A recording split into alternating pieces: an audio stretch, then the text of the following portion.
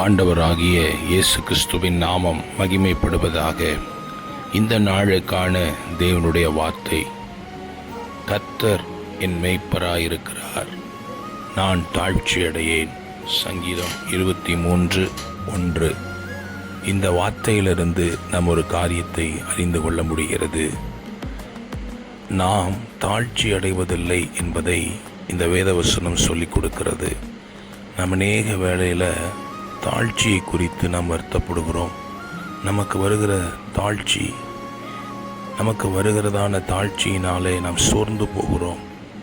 ஆனால் இன்றைக்கு இந்த வார்த்தை உங்களுக்காக கடந்து வருகிறது.